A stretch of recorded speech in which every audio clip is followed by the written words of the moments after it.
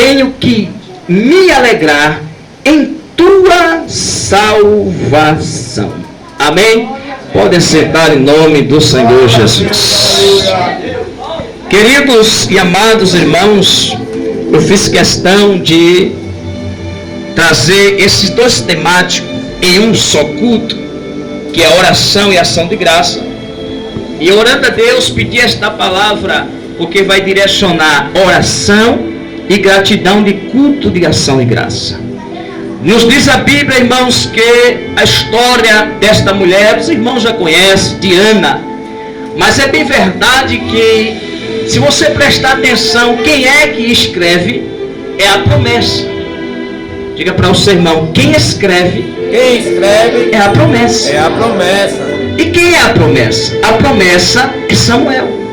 E é bem verdade que Samuel, a promessa, vai escrever o livro.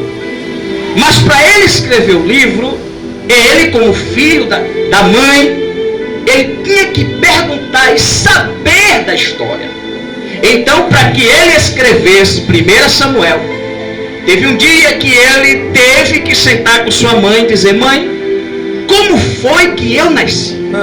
Então, Samuel, aquele que está ouvindo ainda não escrevendo, ele vai ouvir o que sua mãe vai falar.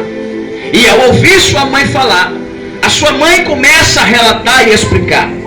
Porém, nos diz a Bíblia que ela, a sua mãe, era esposa de um homem chamado Elcana, sacerdote do tabernáculo. Porque não tinha templo naquela época, era a tenda, que era em Siló.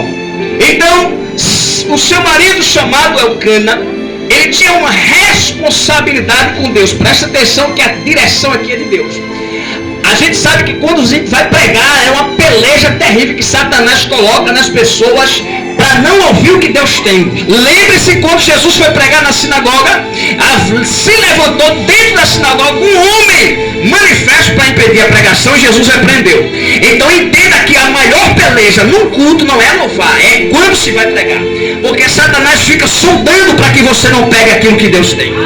Só que a Bíblia vai dizer agora que Elcana, ele era um sacerdote, um levita, que era servidor à lei de Deus e servia no tabernáculo.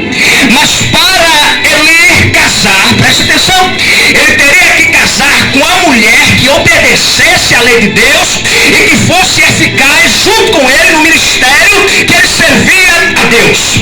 Então Elcana, como todo levita, orava ao Senhor. Nos diz a Bíblia que ele, ao servir ao Senhor, Elcana é de linhagem sacerdotal e da tribo de Levi. Então a tribo de Levi tem uma ordem aos homens que é dada, que ele tem que casar com a mulher que seja de oração e de intercessão. Então ele, sabendo ele que existia uma tribo que tinha mulheres que era frutífera, ele se envolve com essa mulher chamada Ana, que é da tribo de Efraim. Escute, a tribo de Efraim, as mulheres são frutíferas em dar filhos, mas essa não era a direção, preste atenção, da lei da tribo do sacerdote ali, porque a lei exigia que ele escolhesse uma mulher que fosse intercessora, mas ele decide escolher uma mulher que dê apenas frutos e esqueceu do mandamento da tribo, que era uma mulher de oração. Ele estava visando ser pessoal e esqueceu o espiritual. Ele esqueceu que a tribo da ordem era não só escolher mulher de frutificação e filhos, mas mulher intercessora que acompanhasse ele, que seguisse ele, que estivesse com ele. Então ele segue o seu próprio desejo. Eu quero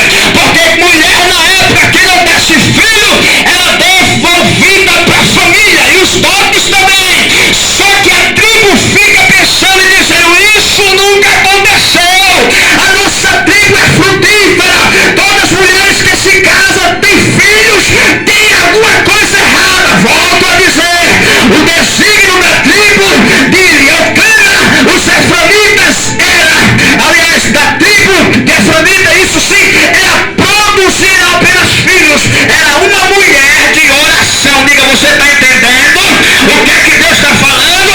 Eucana não seguiu os mandamentos da tribo e decidiu seguir o seu desejo.